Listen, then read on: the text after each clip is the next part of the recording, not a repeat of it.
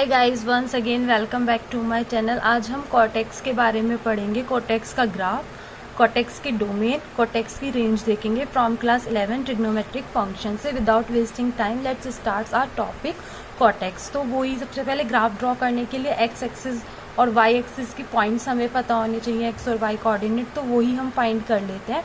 Graph बनते ही domain and range हमें अच्छे से पता चल जाएगी। तो कल हमने ये देखा था कॉर्टेक्स कहाँ कहाँ डिफाइंड नहीं होता। तो देखो कॉर्टेक्स कहाँ कहाँ डिफाइंड नहीं होता। कॉर्टेक्स होता है हमारा cos x upon sine x. अब इसको ये कभी भी क्या नहीं होगा, नॉट इक्वल टू जीरो होगा, यानी कि जहाँ जहाँ साइन एक्स जीरो होगा वहाँ वहाँ आपका कॉर्टेक्स क्या हो जाएगा, नॉट डिफाइंड हो जाएगा। और साइन एक्स कहाँ, अगर साइन एक्स जीरो है तो x बराबर क्या होगा, एन पाई होगा, यानी कि कहाँ कहाँ नॉट डिफाइंड होगा, एक तो जीरो पे, ठीक है, यहाँ लिख देती हूँ मैं, एक तो आपका जीरो पे नॉट डिफाइंड होगा, दूसरा आपका होगा पाई पे यानी कि 180 पे नॉट डिफाइंड होगा, तीसरा होगा आपका 360 पे यानी कि यहाँ पे नॉट डिफाइंड होगा, ठीक है। दूसरी बात, कहाँ कहाँ जीरो होगा, जहाँ जहाँ साइन जीरो होगा वहाँ वहाँ जीरो होगा। साइन जीरो कहाँ सॉरी 1 कहाँ कहाँ पे होगा ये देख लीजिए, या जीरो फाइंड कर लीजिए, जीरो कहाँ कहाँ पे होगा वो हम देख लेंगे कहाँ कहाँ पे होगा साइन जीरो, ठीक है। साइन जीरो, अच्छा जहाँ पर जीरो होगा।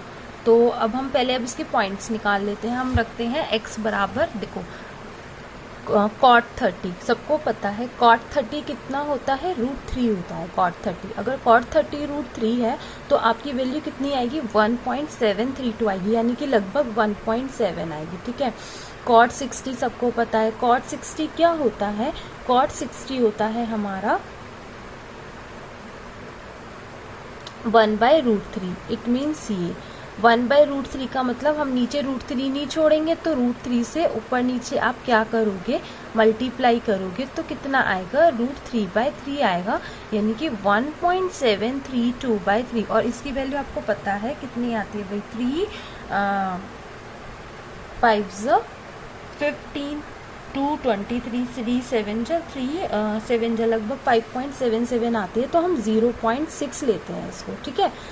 90 की बात करें तो क्या होगा आपका, cos 90 अपॉन साइन 90 होगा भाई, यहाँ पे जीरो, cos 90 जीरो होता है, ठीक है। और उसके बाद आपका 270 पे जीरो होगा, ठीक है, 270 पे जीरो होगा। अच्छा 120 पे देख लीजिए, 120 पे कितना होगा भाई, π/2 पे जीरो होगा और 3π/2 पे जीरो होगा। cos 120, देखो 120 हम ASTC चार्ट का यूज करेंगे, तो हम जब cot 120 निकालेंगे तो हम क्या इसको लिखेंगे, cot 90 + 30, cot 90 + 30। 90 में कुछ भी प्लस करोगे सेकेंड क्वाड्रेंट में, यानी कि माइनस का tan 30, और tan 30 की वैल्यू होती है आपकी 1/√3, ठीक है, माइनस का 1/√3 यानी कि माइनस का 0.6, ठीक है। कितनी हो गई, देखो आप क्या लिखोगे यहाँ पे लिखोगे आप माइनस का 0.6। ऐसे ही 150 निकालोगे तो आपका माइनस का 1.7 आएगा, ठीक है। एक बार मैं निकाल के भी दिखा देती हूँ, मैं पहले भी निकाल के दिखाया है।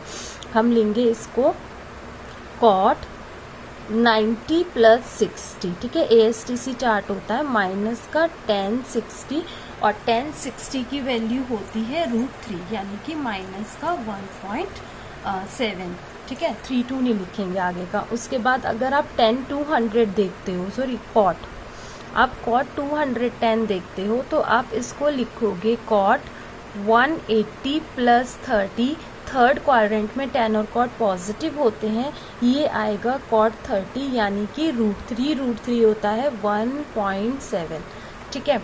आप 240 लिखोगे तो 180 + 60 लिखोगे तो cot 60 आएगा, cot 60 होता है 0.6, ठीक है। आप वर्बली आराम से लिख सकते हो, cot 60 होता है 0.6।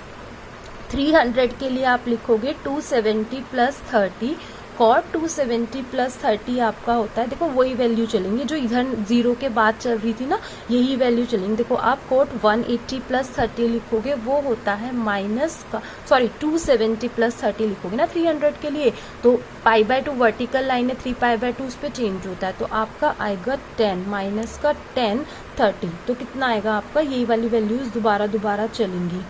ठीक है, इसको रिपीट करते जाओगे आप, तो आपकी यही आएगी माइनस का 0.6 माइनस का 1.7।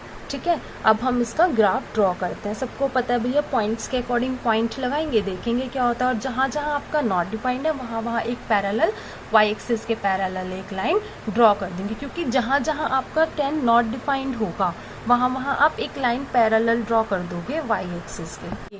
हमारा देखो कहाँ कहाँ नॉट डिफाइंड है, एक तो 0 पे नॉट डिफाइंड है, दूसरा हमारा नॉट डिफाइंड है 180 पे, इट मीन्स यहाँ पे, तो आप यहाँ पे एक क्या कर देंगे, पैरेलल लाइन ड्रॉ कर देंगे। ठीक है, यहाँ पे हम 180 पे पैरेलल लाइन ड्रॉ कर देंगे, फिर हम किस पे पैरेलल लाइन ड्रॉ करेंगे, 360 पे पैरेलल लाइन ड्रॉ करेंगे। ठीक है, क्योंकि उस पे क्या होता है, हमारा कॉट इनफाइनाइट होता है। उसके बाद हम इधर -180 पे, हम इधर -180 पे जो है लाइन ड्रॉ करेंगे, पैरेलल लाइन -180 पे ड्रॉ करेंगे। उसके बाद हम यहाँ -1 360 पे ड्रॉ करेंगे, क्योंकि यहाँ पे हमारा जो कॉट होता है वो नॉट डिफाइंड होता है।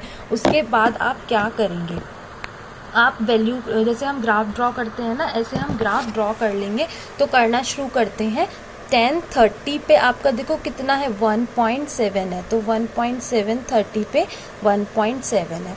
दूसरा 60 पे 0.6 है, 60 पे 0.6 है। ठीक है, 90 पे 0 है, 90 पे 0 है, आपको लगाना बहुत अच्छे से आता है। 120 पे -0.6 है, और 150 पे माइनस का 1.7 है, और यहाँ पे इनफाइनाइट है। तो देखो 0 के पैरेलल है ना भाई, 0 के तो इनफाइनाइट है, 0 पे तो हम पैरेलल इस तरीके से ड्रॉ करेंगे। ठीक है, इस तरीके से हम ड्रॉ करेंगे, ये हमारा ग्राफ होगा। तो सबको पता है, देखो इधर भी ऐसे ही आएगा सेम ग्राफ। ठीक है, इधर भी ऐसे ही जब आप ड्रॉ करोगे तो इधर भी ऐसे ही आएगा, इधर भी ऐसे ही आएगा, 90 पे 0। ठीक है, ये इस तरह से आपके क्या हो जाता है, ग्राफ इनफाइनाइट जहाँ पे होता है वहाँ पे पैरेलल ड्रॉ कर देते हैं, और आपका ये क्या हो गया, कॉट का ग्राफ हो गया। तो अब देखा 10 का इस तरीके से था, तो कोट का सिर्फ अपोजिट हुआ, इस तरीके से हो गया। अब देखो डोमेन और रेंज अगर आप देखने लगोगे तो डोमेन क्या आएगी, सारे रियल नंबर्स लिए हैं हमने। अगर मैं इसकी देखो डोमेन की बात करती हूँ, if I am talking about the domain of cot x, तो आप देख सकते हैं डोमेन क्या है, सारे रियल नंबर्स हैं n पाई को छोड़ के, क्योंकि n पाई पे क्या होता है, इनफाइनाइट होता है सारे।